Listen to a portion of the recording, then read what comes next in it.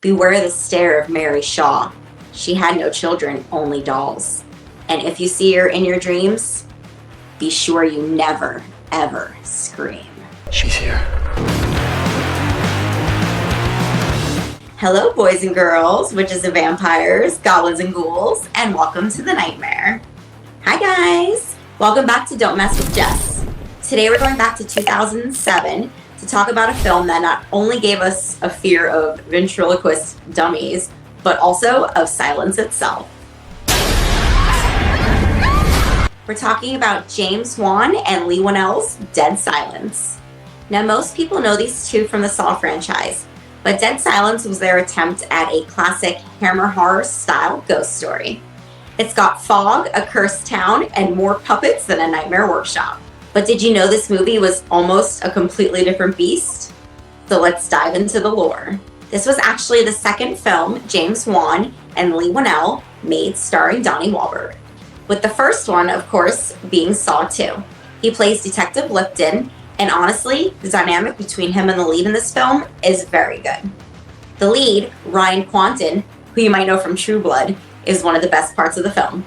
If you look closely at the scene where Jamie enters the old theater, you'll actually see Billy the Puppet, a cameo from the movie Saw, sitting on the floor. Ironically, the main doll in this movie is also named Billy. James Wan clearly has a favorite name for his plastic nightmare fuel.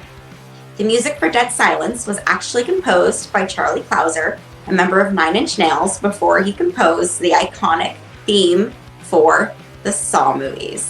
You can really hear that industrial grinding sound in the tense moments here. So here's some interesting tea. Dead Silence was actually a flop. It had a $20 million budget, but only grossed $22.4 million worldwide. It barely broke even. James Wan even spoke out about how much he hated the studio interference, forcing him to make some of those typical horror film decisions. But horror fans know quality when they see it. Over the last 20 years, it has gained a massive cult following. In fact, it was so popular among horror fans that Universal Studios Florida turned it into one of their haunted houses for their Halloween Horror Nights the same year it came out. If you were lucky enough to walk through that house in 2007, please let me know down below in the comments because I am officially jealous. Let's talk about Mary Shaw, played by Judith Roberts, who is one of the most underrated female villains in horror movies. She didn't have kids. She had 101 ventriloquist dolls that she called her children. If you look at the 2014 movie Annabelle, the box that she's in actually has the name Raven's Fair stamped on the side. This is a subtle hint from James Wan that Dead Silence and the Conjuring / Annabelle universe might actually be connected. Also, there is a real condition that people have when they're afraid of dolls or dummies or ventriloquist dummies, whatnot. Automatonophobia. Unfortunately, though, I cannot pronounce it for the life of me. And this movie does a great job of exploiting that fear terrifically. Every time the sound drops out of the film, which was a specific directing choice by Wan, you know something absolutely terrible is about to happen. The silence isn't just a title, it's a weapon. We have to talk about that ending, where Jamie finally finds out that his father was dead the entire time.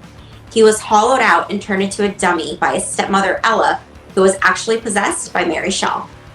It was revealed that Ella herself was a doll, the perfect human doll that Mary Shaw always wanted to create. The ending to this movie was very bleak, showing that no one gets out alive. Dead Silence is a masterclass in atmosphere. It's gray, it's moody, and it's genuinely mean-spirited in the best way possible. If you haven't seen it in a while, do yourself a favor. Turn off the lights, turn up the volume, and whatever you do, don't scream. Thank you everyone for watching Don't Mess with Jess today. Please let me know down in the comments your thoughts on this movie. Have you seen any alternate endings? What's your favorite scene? And also, did you happen to go to Universal Studios and go to that haunted house? Because that really would have been awesome. And thank you so much. And until next time, I'll see you in the shadows. And bye-bye. Also, please don't forget to like and subscribe. Thank you so much. How the fuck do you pronounce that? Automatonophobia. Automatonophobia. Phobia. What the fuck, man? The more I say it, the worse it gets.